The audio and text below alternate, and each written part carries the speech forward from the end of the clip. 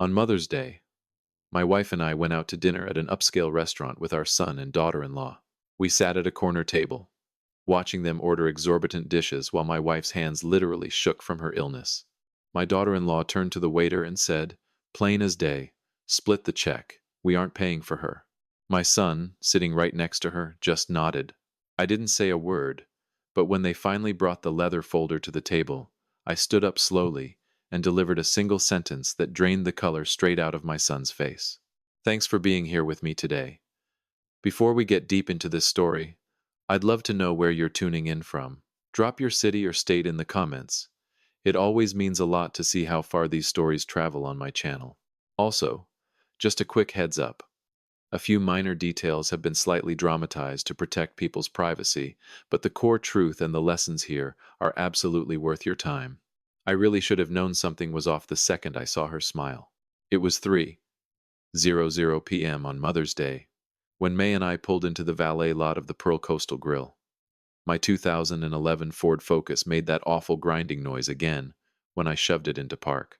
It's the sound of a transmission begging to be replaced, but I'd been ignoring it for months. We simply couldn't afford a mechanic.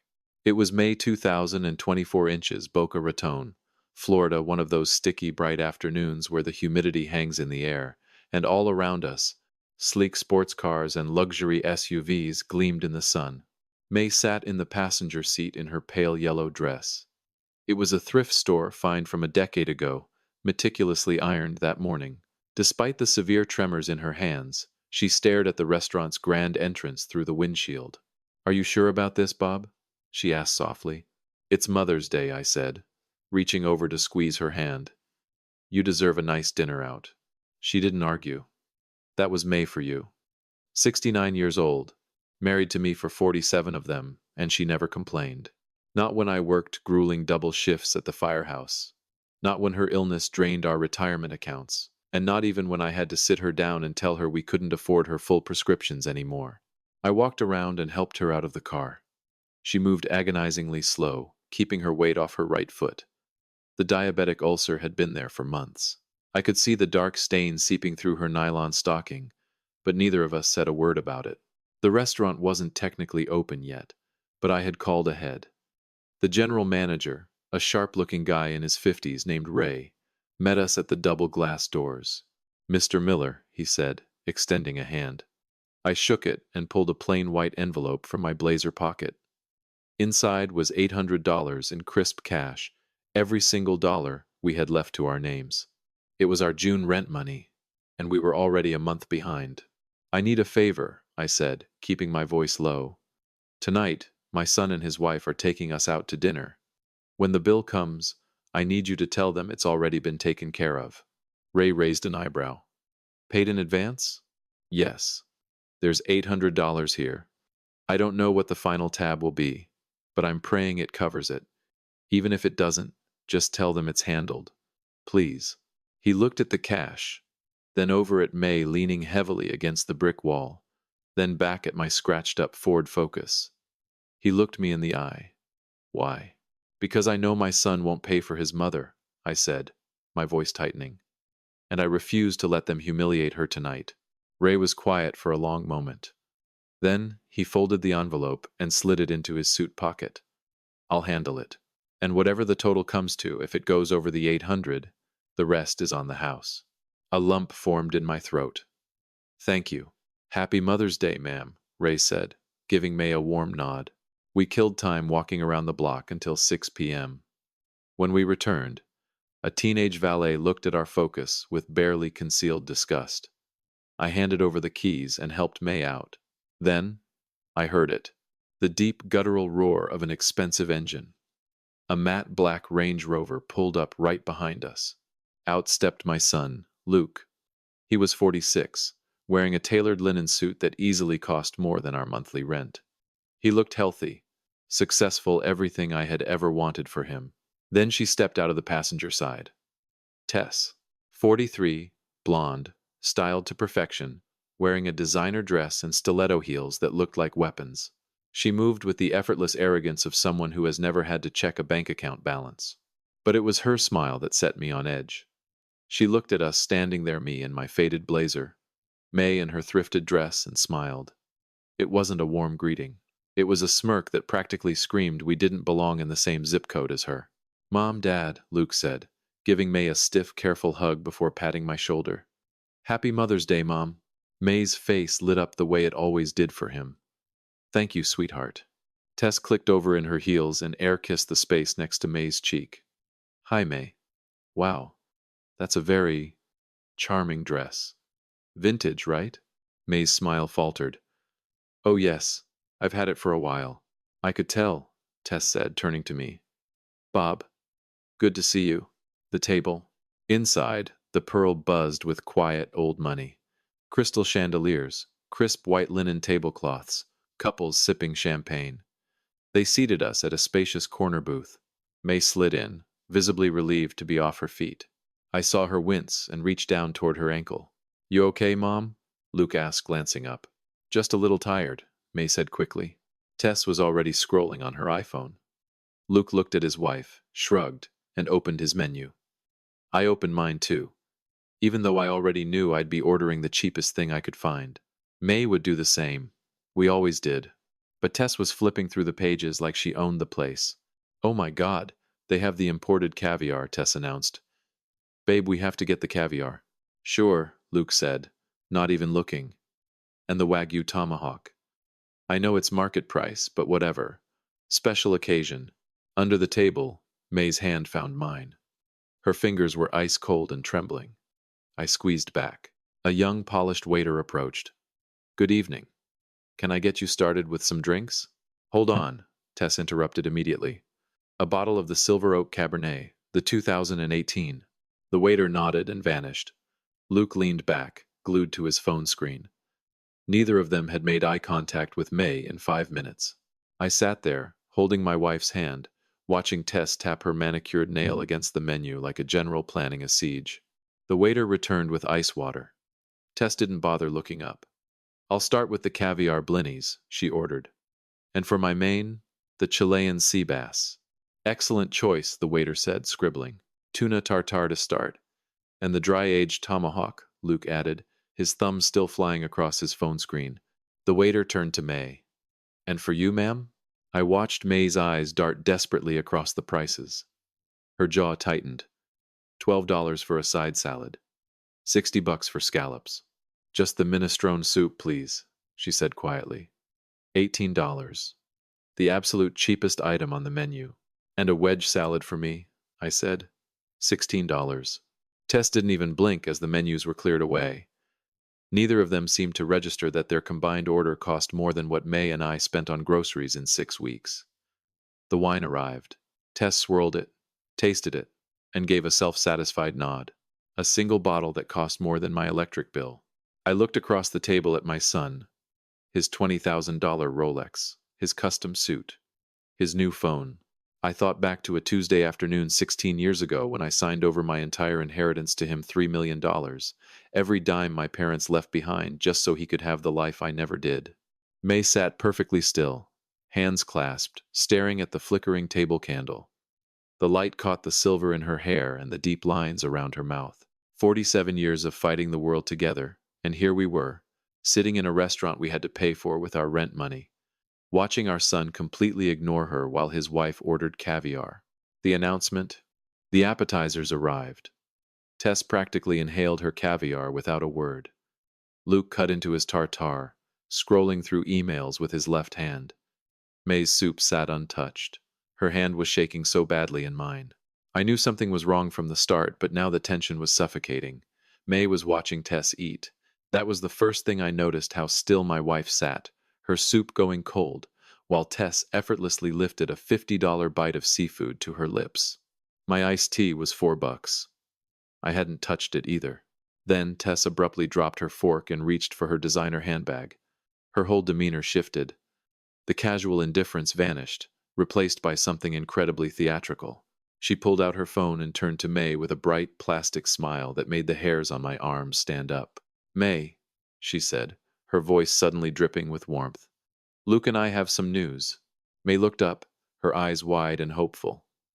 Tess glanced at Luke, who finally put his phone face down and nodded. She flipped her screen around to face us. We're pregnant, Tess announced. On the screen was a grainy, black and white ultrasound image, a little curved shape in a sea of gray. The gestational age at the top corner read 16 weeks. May's hand flew to her mouth. Oh my God. Oh, Luke. Tears welled up in her eyes, real, deep, overwhelming tears. She leaned across the table, her hands shaking violently, and grabbed Tess's wrist. A baby. Luke, you're going to be a father. Yeah, Mom, Luke said, offering a tight smile. We wanted to tell you in person for Mother's Day. It's beautiful, May whispered, her voice cracking. She was openly weeping now, her frail shoulders shaking. She squeezed Tess's arm like it was a lifeline. A grandchild. I never thought. I prayed. Tess awkwardly patted May's hand and quickly pulled away, reaching for her wine glass. We're super thrilled, she said. When are you due? May asked, hurriedly wiping her cheeks. Early November, Tess said smoothly. Thanksgiving, baby, probably. Cute, right? Do you have names? Do you know if it's a boy or a girl? Too soon to tell. Tess deflected. I sat back and watched in dead silence. Something was screaming at me. It wasn't obvious, but it was entirely wrong. The way Tess was holding that wine glass. For one, 16 weeks pregnant, and she was drinking a heavy Cabernet like it was grape juice. Maybe things had changed, but May didn't touch a drop of anything when she was carrying Luke. And the ultrasound photo. I had seen them before. Something about this one looked generic, too textbook, like a stock photo. But I kept my mouth shut. What was I supposed to do? Accuse my daughter-in-law of faking a pregnancy in the middle of a fine dining restaurant? Call my son a liar on Mother's Day? So I sat there, biting a hole through my tongue, watching my dying wife cry tears of pure joy while Tess drained her wine, and Luke picked his phone back up. You're going to be a grandpa, Bob. May beamed at me. Can you believe it? It's incredible news, I forced the words out. May squeezed my hand. Our first grandchild. Probably the only one she'd ever see. With her kidneys failing and an ulcer that refused to heal, May was running out of time. But she didn't say that. She just smiled and kept asking about nursery colors and cravings. And all I could think was, asterisk, where did the money go? Asterisk, the inheritance and the reality. I remembered sitting at our beat-up kitchen table in March 2008, 3 weeks after losing my parents. A semi-truck blew a tire on I-95 and crossed the median. They were gone instantly. The estate settled fast. The house was sold, savings liquidated, life insurance paid out. When the lawyer slid the final number across the desk to me, I stopped breathing. $3 million. That night, May and I sat at the table. Luke was there too. 30 years old, full of big dreams and entrepreneurial ambition. What are we going to do? May had asked. We're giving it to Luke, I said. All of it. Luke had looked up, shocked. Dad, you don't have to do that. Yes, I do, I told him. Your grandparents would want you to have a head start, to build an empire. What about you guys? He asked. We're fine, I said. May had squeezed my hand and nodded. Your father is right. I signed the wire transfer the very next morning. I gave him the keys to the kingdom. Luke looked me in the eye and promised he'd make me proud. And now, 16 years later, I was sitting in a restaurant I couldn't afford, watching his wife drink wine while claiming to be pregnant, and realizing I was broke. $3 million, smartly invested, should have been 8 or 10 million by now. Yet here we were. Luke in a bespoke suit, Tess in designer silk, and May staring down into an $18 bowl of cold soup she couldn't stomach. The waiter cleared the appetizer plates. Tess and Luke's were spotless. Mine was half-eaten. May's was completely full, the cheese solidified on top. Was it not to your liking, ma'am? The waiter asked gently. I'm just so full, May lied. Tess was already eyeing the main courses arriving. Oh, the tomahawk looks divine. May's hands were shaking so hard I had to cover them with my own to hide it. Luke didn't even glance up. And I remembered my own father once telling me, asterisk, if you give a man everything, make sure he understands what it cost you. Asterisk. I gave Luke everything, and he let me watch his mother tremble. My mind flashed back to 8 weeks ago, March 12th. I had rushed May to the ER because her blood sugar hit 450. Normal is under 100. At 450, her organs were literally suffocating. She vomited twice in the car. She had been secretly rationing her insulin for 4 months because we couldn't afford the $800 monthly out-of-pocket cost. We tried, but the math just didn't work. She wasn't okay, and I let it happen because, a week prior to that, my doctor had sat me down and told me I had stage 2 colon cancer. The treatment plan was going to cost $92,000 out of pocket because our insurance was practically useless. I didn't tell May. I couldn't. I hid the paperwork. And 7 days later, she collapsed from diabetic ketoacidosis. 2 days into her hospital stay, the billing department slipped a preliminary invoice under the door. $14,500. I stood in the harsh fluorescent light of the hospital cafeteria at 2 a.m., staring at that number. My pension was barely $35,000 a year. I called Luke 13 times. 13 desperate calls over 3 hours. It went straight to voicemail every single time. Later, much later, I found out where he had been. He and Tess were at a luxury resort in Palm Beach, getting $400 couples massages while his mother lay in the ICU 30 miles away. But the memory that burned a hole in my soul happened on day 3 of her hospital stay. I had stepped out to grab a terrible cup of coffee. May was finally asleep, the monitors beeping steadily. The hallway was dead quiet. As I rounded the corner to head back, I heard voices. It was Luke. His voice was hushed, but not hushed enough. I'm just saying, the policy is worth $100,000. It's been paid into for decades. Then Tess, her voice sharper, more calculated. How long does the doctor think she actually has? I froze against the drywall. I stopped breathing. I don't know, Luke sighed. A year? Maybe less. The kidney failure is progressing. So, we wait, Tess interrupted smoothly. We wait it out. And then we handle the house, the policy, all of it. It's not ideal, but it's not like we have another option. Your dad is broke. Yeah. Just wait. Not an argument. Not a defense of his mother's life. Just cold, clinical agreement. I stood in that sterile hallway, listening to my son and his wife treat my dying wife like a maturing bond they were waiting to cash out. Something inside me snapped that day. It didn't shatter.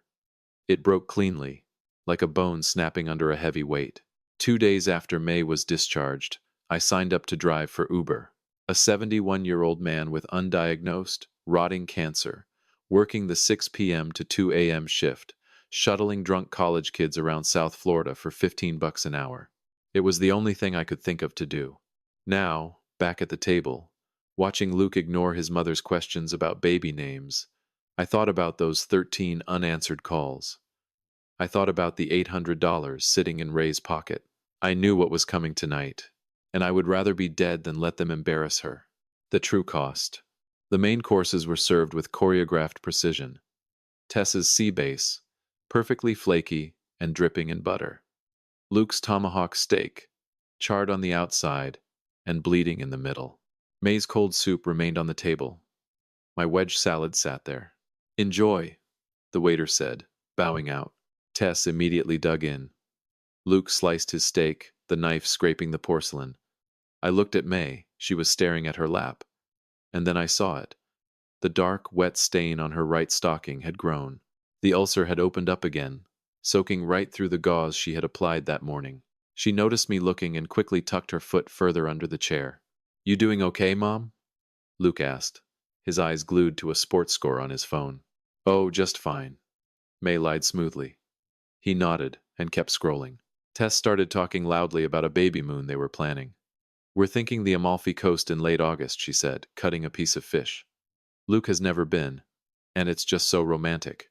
Plus, we need a break before the chaos starts. The resort is like $5,000 a night, but totally worth it. She subconsciously patted her flat stomach. $5,000 a night. We were getting eviction notices for $800. We had $14,000 in medical debt, sitting in a shoebox on our kitchen counter. My wife was actively bleeding onto a restaurant floor, and my son was eating a $150 steak without batting an eye. I looked across the dining room and noticed something. Old firefighter habit: always scan the room, look for exits, notice the details. There was a woman at a table about 20 feet away, table 12, mid-40s, dark hair, wearing a set of scrubs like she just got off a hospital shift. She was eating alone on Mother's Day. But her phone was propped up against her water glass, angled perfectly toward us. I could see the tiny green light. She was recording. How long had she been recording? I didn't know. But strangely, I didn't feel angry. I felt a bizarre sense of peace, like the universe knew what was about to happen needed to be documented. Suddenly, Luke's phone vibrated on the table. He glanced at the caller ID, and his jaw clenched tightly. I have to take this, he muttered, throwing his napkin down. Who is it? Tess asked, annoyed. Vance. Work emergency. Luke was already standing up, pressing the phone to his ear. Yeah, I'm here. Hold on. He practically sprinted toward the front lobby. Vance was his business partner, the guy he started the real estate firm with using my money. Slick guy. The kind of guy who smiles too much and makes you want to check your wallet after you shake his hand. Something was definitely wrong. You could see the panic in Luke's posture. But Tess just rolled her eyes and poured herself another massive glass of the Cabernet. 16 weeks pregnant. Right. May tried to eat a bite of her soup to be polite. She gagged slightly, her stomach clearly in knots from the diabetes and the stress. She set the spoon down. I'm just so full, she whispered to me. I squeezed her knee. It's okay. When Luke finally returned 10 minutes later, he looked physically ill. His skin was the color of wet ash. He sat down heavily and picked up his knife, but his hands were shaking. Everything all right, babe? Tess asked. Fine, Luke snapped. Just Vance being a dramatic idiot. He didn't say another word, aggressively cutting his steak into tiny, unnecessary pieces. The waiter returned to clear the plates. Dessert menus? He offered. Absolutely, Tess chimed in. I'll take the creme brulee. Chocolate lava cake, Luke muttered. Nothing for us, I told the waiter. While we waited for dessert, May reached into her purse with trembling hands and pulled out her phone. Luke, honey, she said, her voice timid. I was going through some boxes yesterday and I found this. She opened her photo gallery and slid the phone across the tablecloth toward him. It was an old scanned photo. Luke, maybe 5 years old, missing a front tooth, proudly holding a red toy fire truck I had bought him. That's the truck your dad got you for your birthday. May smiled, her eyes misty. You slept with that thing for a whole year. Yeah, Luke said. He didn't even look at the screen. He was looking at his own phone. And this one, May swiped right. Your first day of kindergarten. Mom, I'm kind of dealing with an email right now, Luke interrupted, his tone sharp and dismissive. May's smile completely shattered. She slowly pulled the phone back across the table. Oh, of course. Sorry, honey. She turned the screen off and put it face down. She folded her hands in her lap and looked away, her chin trembling. I stared at my son. 40 years ago, when he was 6, he caught a brutal case of bacterial pneumonia. His fever hit 104. I carried him into the emergency room myself. He was in the hospital for 4 days. The bill was nearly $5,000 in 1984. That was a staggering amount of money for a firefighter. I sold my beloved '78 Ford F, $150 for cash, just to keep the debt collectors away. I worked 80-hour weeks for 6 months to recover. And on the worst night, when we didn't know if his fever would break, I held his burning little hand and promised him I would protect him from anything in this world. And now, the boy I sold my truck for couldn't even look his dying mother in the eye to humor her on Mother's Day. Dessert came and went. Tess scraped her ramekin clean. Luke barely touched his. Can I get you anything else? The waiter asked. Tess waved him off. No, we're good. Just the check, please. Right away. This was it. The moment I had been waiting for. The moment I paid $800 for. If you are still reading this, drop a still here in the comments so I know you're following along. And honestly, I want to ask you, if you were sitting at this table and you knew what was coming, how would you handle it?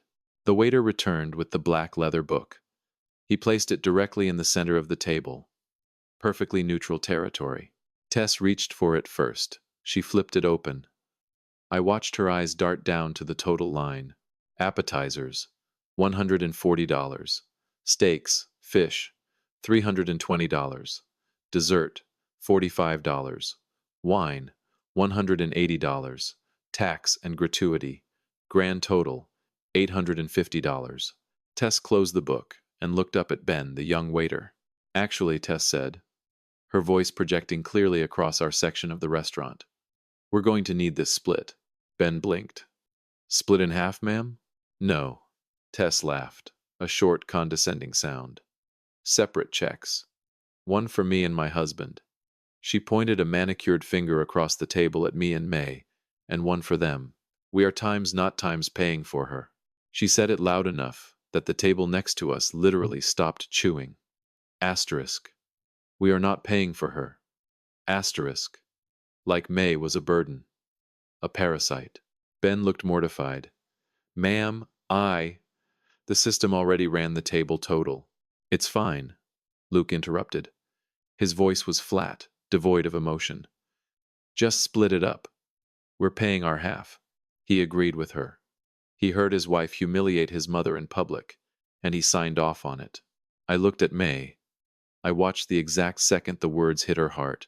Her eyes widened, her lips parted, and a single tear tracked through her makeup, dropping silently onto the white tablecloth.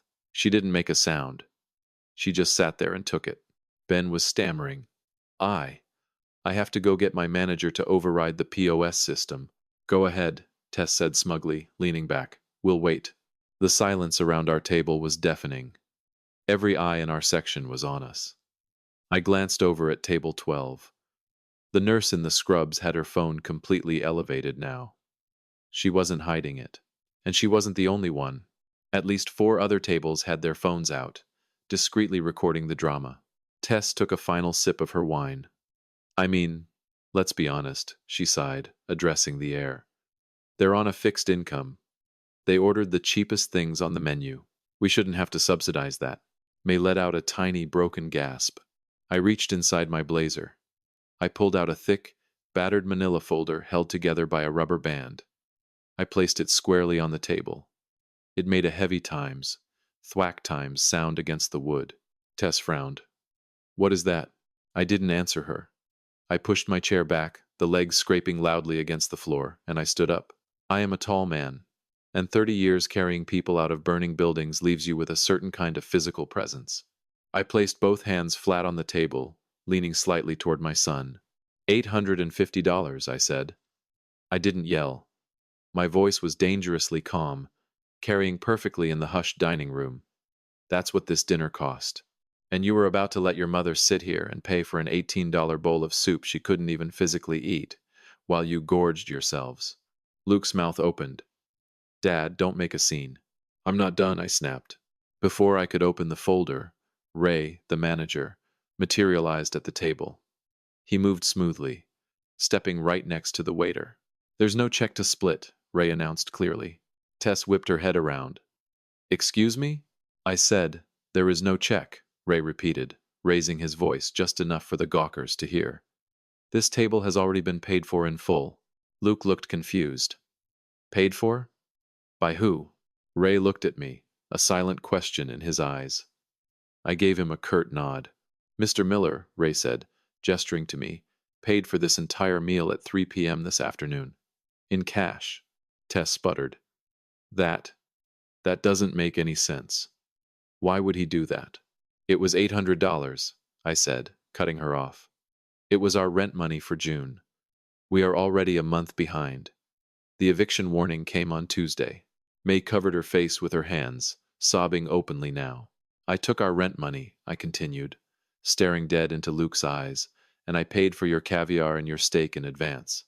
Because I knew you were going to do exactly what you just did. And I would rather be thrown out on the street than watch you embarrass your mother like this. The restaurant was dead silent. A woman 2 tables over gasped and covered her mouth. Luke's face went from pale to a sickly gray. Dad, Luke stammered, his voice trembling. I didn't know you guys were getting evicted. Why didn't you say something? Say something? I barked a bitter laugh. To who? You don't answer your phone. You haven't visited our house in 2 years. Tess tried to regain control. This is ridiculous. You're being dramatic for attention. You didn't have to pay for us. You just told the waiter you weren't paying for her. I roared, pointing a shaking finger at Tess. The anger finally broke the surface. You yelled it so the whole damn room could hear, and my son sat there and nodded. I ripped the rubber band off the manila folder. I pulled out the first document and slapped it onto the center of the table. You want to know why we can't pay our rent? I demanded. I tapped the paper. It was a bank transfer receipt inside a plastic sleeve. Dated the 15th of March, 2008. $3 million. That is the exact amount your mother and I wired into your account the day after the estate settled. Every penny your grandparents left. We kept nothing for ourselves. Because you promised me you'd build a future. Luke stared at the document like it was glowing radioactive. Tess's jaw dropped. The phones in the restaurant were all aimed right at the paperwork. I reached into the folder and pulled out a stack of papers, heavily highlighted. I slammed them down next to the bank transfer. And this, I said, my voice dropping to a harsh whisper, is what your mother and I have been paying for while you bought Range Rovers. I started dealing the papers out like playing cards. Hospital bill, March 12th, $14,500. Diabetic ketoacidosis. I slammed it down. Why? Because your mother has been cutting her insulin doses in half for 6 months because we can't afford the $800 out-of-pocket cost. May let out a wail that broke my heart. Podiatrist bills. $2,200. I threw the next one down. Because she has an ulcer on her right foot that is actively bleeding onto the floor right now because we can't afford the proper wound care bandages. I threw the entire stack down. Total medical debt over the last 3 years. $150,000. $2,000. While you went to Palm Beach. While you bought a $9,000 Cartier bracelet for yourself last month. Tess and posted it online saying you deserved it. Tess went completely white. I drove Uber last night until 2 a.m., I said to Luke. I am 71 years old, and I am driving drunk teenagers around so I can buy my wife's blood pressure medication. Luke was shaking violently. Dad, I swear to God, I thought you were fine. I thought the pension covered everything. You didn't think at all, I said coldly. And worse, you were waiting for her to die. Luke froze. Tess's eyes widened in terror. March 14th, I said. Outside the ICU. I went to get coffee. I heard you two in the hallway. I heard you ask how long she had left. And I heard you, Tess, say that the life insurance policy was worth $100,000, and you just had to wait it out. A collective gasp went up from the surrounding tables. Someone muttered, "Oh my God, that's evil." Luke put his head in his hands and started sobbing. Big, ugly, heaving sobs. Dad, no. I didn't mean it like that. Please. I reached into the folder one last time. And the cherry on top, I said, pulling out a printed receipt from an online store. I held it up. From a website called HollywoodProps.com, dated 6 weeks ago. 1 silicone pregnancy belly. 1/6, week size. $55. Tess physically recoiled, knocking her chair backward. Where did you get that? She shrieked. And this, I pulled out a second sheet, is a printout from a website called fakeultrasounds.net. Where you generated that picture, you just showed my wife. You're insane, Tess screamed, her facade completely crumbling. You're making this up because you're jealous we have money and you're poor. She stood up abruptly, pointing furiously at me. But in her rage, she moved too fast. The elastic band holding the silicone belly under her designer dress shifted. With a sickeningly obvious sag, the prosthetic dropped about 2 inches, clearly visible against the thin silk fabric. The unnatural ridge of the fake belly was exposed for everyone to see. A woman at the next table yelled, "It's fake! It's literally falling off." Tess looked down, realized what had happened, and her face flushed crimson. She wrapped her arms around her waist, trying to hike the prop back up, but the damage was done. The cameras had caught it. You lied to a dying woman about a grandchild, I said, my voice dead and hollow. Just to keep up appearances. I looked at Luke. He was staring at his wife in absolute horror. He hadn't known. He really hadn't known about the fake pregnancy. May stood up. She grabbed my arm, her grip surprisingly strong. "Take me home, Bob," she said clearly. I wrapped my arm around her waist. "We're leaving," I said to the table. I left the folder, the receipts, the proof of their sins right there on the white tablecloth. As we turned to walk away, the restaurant was completely silent. And then, from the back, someone started clapping. A slow, deliberate clap. It was an older man in a suit. Then the nurse at table 12 stood up and clapped. Then another table.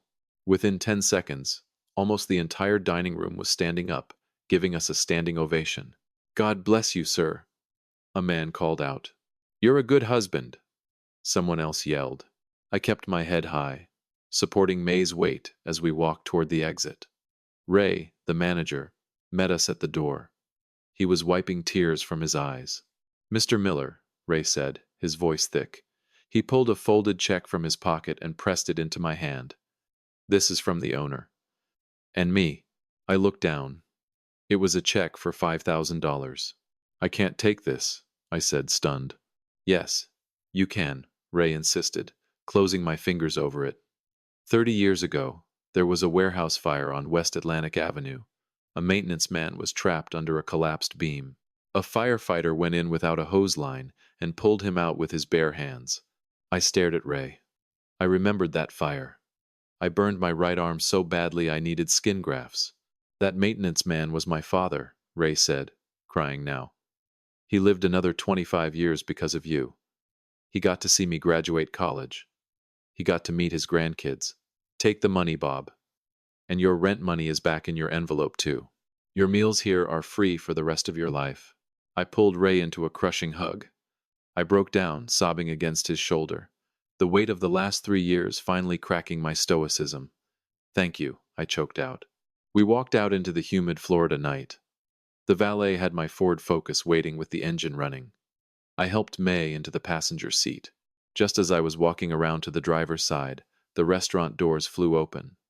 Luke came sprinting out, his face stained with tears, his expensive suit rumpled.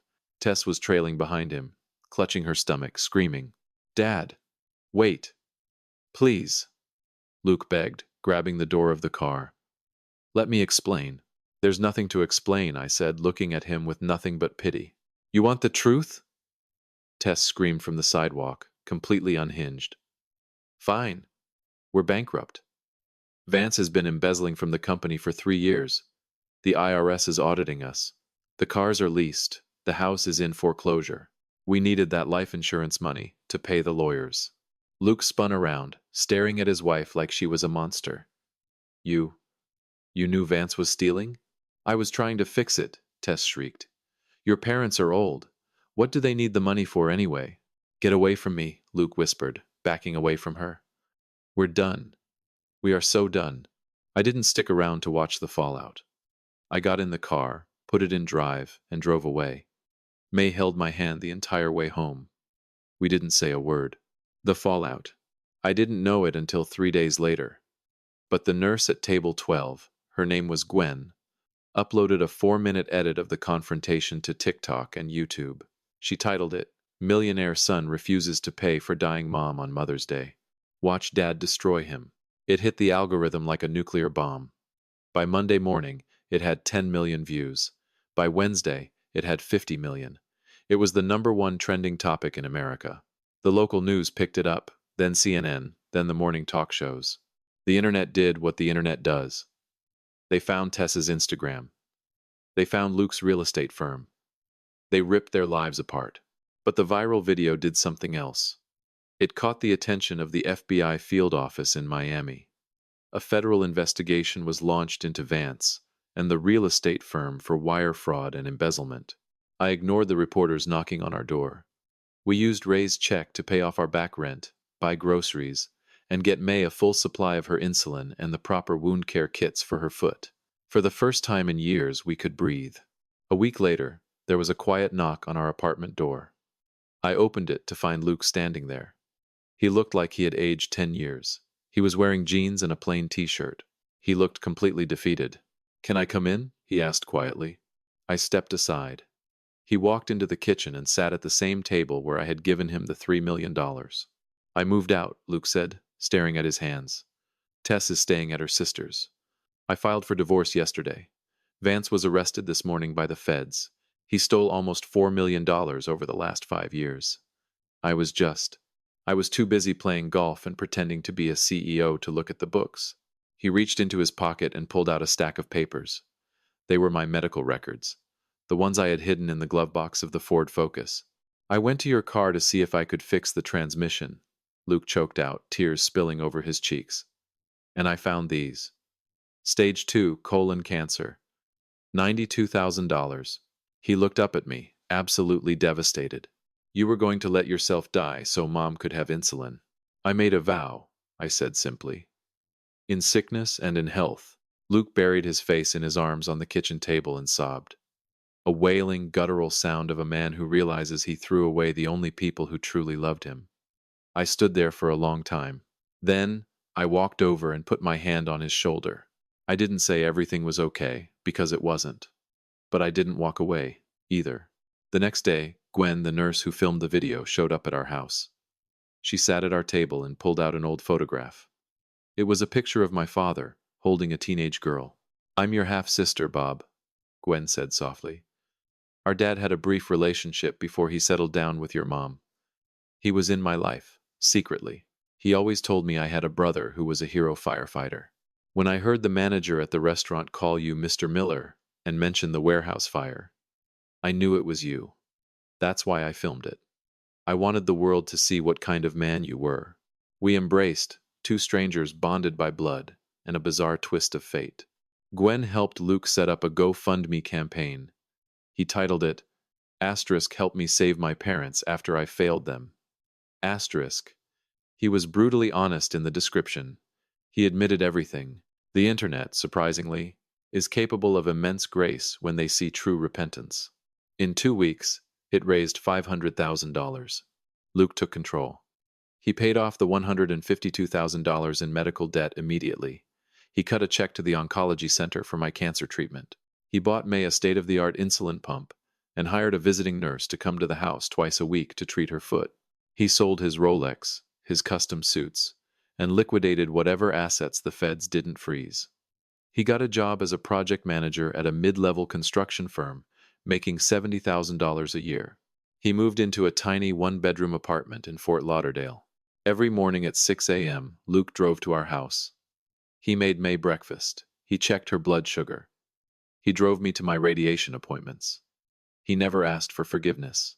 He just put his head down and did the work.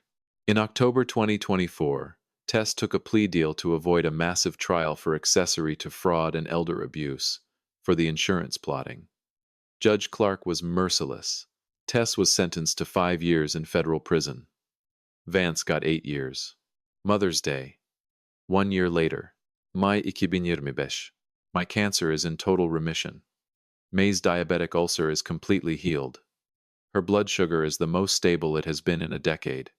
We are alive. On Mother's Day, we drove to Luke's small apartment in Fort Lauderdale. Gwen came with us, carrying a homemade pie.